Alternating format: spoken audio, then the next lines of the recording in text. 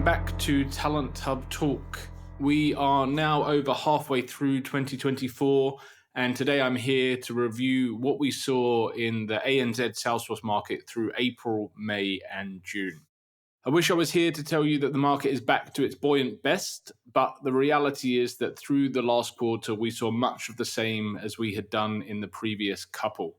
Spikes of positive weeks followed by more redundancies, more slow recruitment processes, and more roles being put on hold and projects delayed. So let's start with some of the positives. There is still a fairly decent flow of work coming out of government departments. Predominantly, we're seeing this in Australia. I'm not so sure how the New Zealand public sector market is going. We're definitely seeing still less demand across the board in New Zealand than we're seeing in Australia, but definitely seeing batches of roles coming out of federal government departments in Australia, often looking for Salesforce developers and usually seeking people with Salesforce Industries experience. We're seeing many of the Salesforce partners who have a track record of delivery in the government space continuing to be kept busy, or at least pretty busy.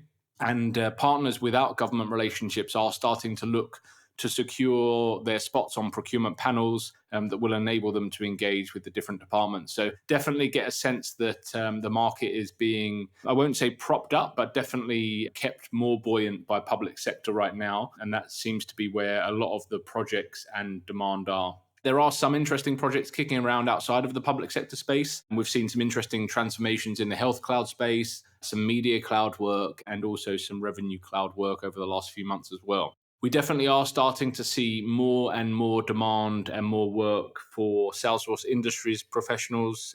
So for anyone that hasn't got any experience in this space, doesn't know of the tooling or I guess capabilities of some of the industry clouds and tools, then that's definitely something that you should be looking into and upskilling around, especially if you have the desire to work in public sector, maybe even telecoms, financial services, but definitely public sector. That's where we're definitely seeing the demand and also expectation that people will have those skills. Unfortunately, redundancies have continued to pop up through the quarter, mainly from my observation with Salesforce partners, but also with some end customers too. We've seen a range of skill sets being impacted by redundancies over the last couple of years, but the more recent ones seem to have affected Salesforce functional consultants the most. And we've also seen a number of contractors that have been working for partners being rolled off rather than being extended. So obviously that's slightly different from a redundancy, or very different from redundancy, but where we would have probably seen these contractors being extended over the last few years, we've now seen some start to roll off. From a recruitment perspective, we are still seeing lots of companies looking to hire directly, utilizing job boards as a way of securing Salesforce talent. We have seen some companies find success with this method, whereas others we've seen have roles open for several months. I think that the roles that are staying open for several months are tending to be more in the kind of technical development space, sometimes kind of architecture, management roles as well. In the kind of admin and functional consultant space, the roles tend not to be open for as long right now in the market, although it is still difficult to find really, really good people, as it always is, especially the more and more specific the requirement is. Obviously, the more challenging it is going to be to find people, especially when you are advertising on Seek or Indeed or any other job board. So if it's a more generalist kind of, a sales cloud admin role, then that's where companies are getting kind of more success on job boards than if they're looking for a developer with field service experience, as an example. So yeah, the niche and more specialized the role is, the harder it's always going to be to find people on a job board.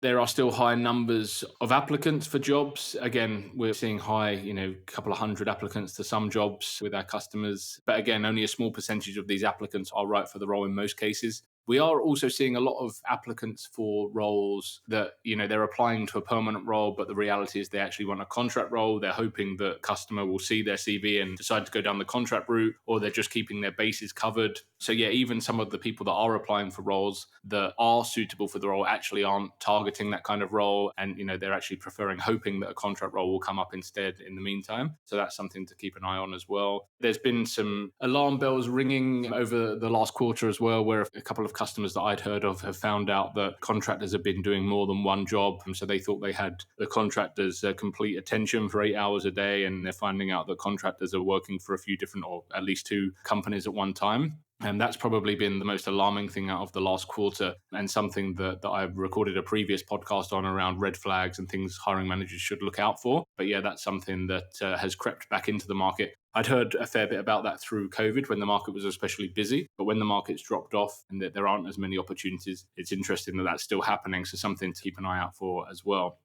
I posted a survey on LinkedIn at the end of June to really gauge how people in ANZ were feeling about the Salesforce market. Out of almost 400 respondents, 59% said they were hoping the market would pick up from July. 22% said they were happily employed, so not sure how the market is. And 19% said they were feeling positive about the market. So let's see what's to come in the second half of the year. I'm really hoping for more activity, more opportunity than in the first half. I'd especially like to see more opportunities in the private sector. It would be great to see some of the bigger businesses in Australia kicking off new initiatives and pulling in some resources and specialists, which will create opportunity elsewhere. So, yeah, really hoping to see a more buoyant second half to the year. As always, really keen to help in any way I can, answer any questions you have. Feel free to send them through the website, record a voice note, or give me a call, drop me an email, send me a LinkedIn message. I'll always try to help where I can. So yeah, let's hope for a more buoyant second half of the year and more opportunity for everyone.